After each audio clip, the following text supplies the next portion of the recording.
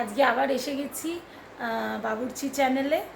আজকে আমরা দেখাবো হচ্ছে ঘি বানানো। ঘি তো অনেকেই বানাতে জানো, আমি খুব ইজি ওয়েতে ঘি বানানো দেখাবো আর মাইক্রো ওভেনে দেখাবো, কারণ ইন জেনারেল আমরা সবাই বাড়িতে গ্যাসে কড়াইতে বানাই।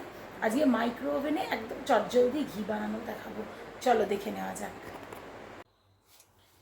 এখানে আমরা আজকে দেখাচ্ছি ঘি বানানো ভীষণ ইজি পদ্ধতিতে, আর কোনো রকম কোনো ঝামেলা নেই, মাজার ঝামেলা হবে না, কিচ্ছু না।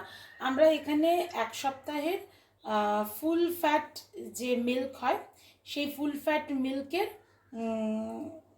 এটাকে জমিয়ে নিয়েছি, আর মালাইটাকে সিম্পল মালাইটাকে ডেলি জাল দিয়েছি, ফ্রিজে রাখার পরে যে মালাইটা জমে সেটা নিয়ে নিয়েছি, ফুল ফ্যাট মিল্কের মালাইগুলো। এবার এটাকে আমরা একটা মাইক্রো ওভেন প্রুফ বোল, কাঁচের বোল, তার মধ্যে ঢেলে নিচ্ছি। খুব ইজি প্রসেস, এটাতে না কোনো ঝামেলা নেই, কোনো না, কিচ্ছু করতে হবে না। এটা খুব ইজি প্রসেসে আপনাদের বাড়িতে ঘি বানানো দেখাবো।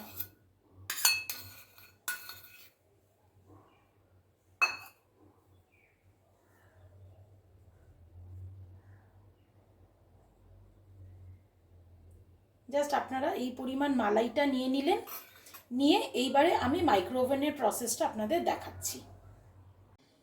এবার এটাকে আমরা মাইক্রো ওভেনে দিয়ে দিলাম। এবার আপনাদের আমি মাইক্রো ওভেনের টাইমটা দেখিয়ে দিচ্ছি।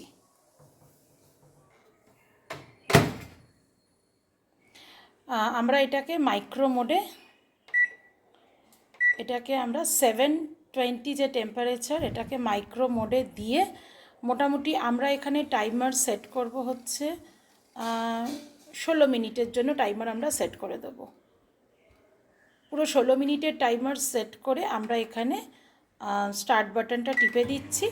এবার 16 মিনিট বাদে আমি ফিরে এসে দেখাবো কীরকম হলো। আমরা 16 মিনিট বাদে এটা বার করে নিয়েছি, নিয়ে আমরা এবার একখানা বাটিতে ঢেলে নিচ্ছি।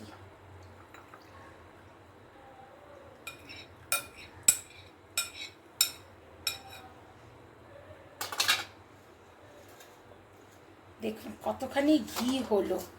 একটা ছোট বাটিতে আমরা জমিয়েছিলাম, তার থেকে কতটা ঘি বেরিয়েছে। প্রচণ্ড গরম বাটিটা।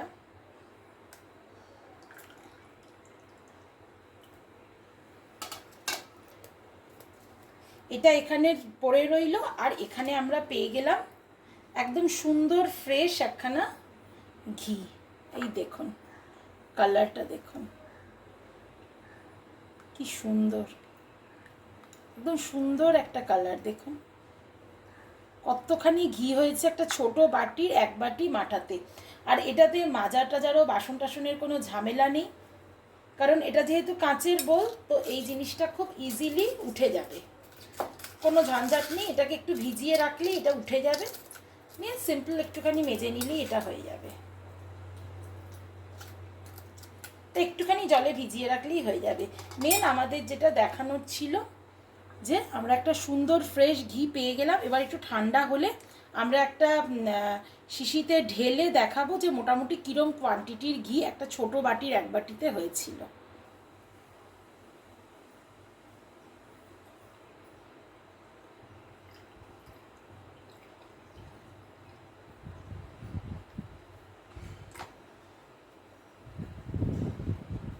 ঘিটা একটু ঠান্ডা হওয়ার পরে আমরা ঘিটাকে ঢেলে নিলাম।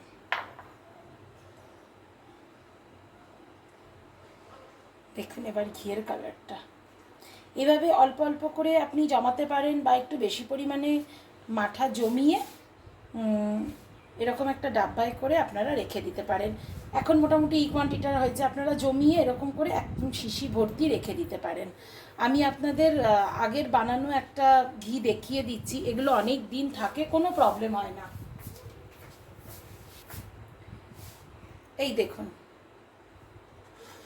একদম বাড়ির বানানো এরকম ঘি, কিচ্ছু প্রবলেম হবে না, কিচ্ছু না, একদম পুরো ফ্রেশ থাকবে। এরকম ডাব্বা ভরে ভরে আপনারা বানিয়ে বানিয়ে আলাদা আলাদা সেপারেট করে করে রেখে দিতে পারেন। দেখুন কত সুন্দর হয়েছে।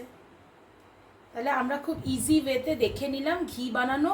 প্রত্যেকে এইভাবে বানান, খুব জলদি হয়ে যাবে। ফ্রেশ ঘি বানান বাড়িতে, ফ্রেশ জিনিস খান, হেলদি থাকুন।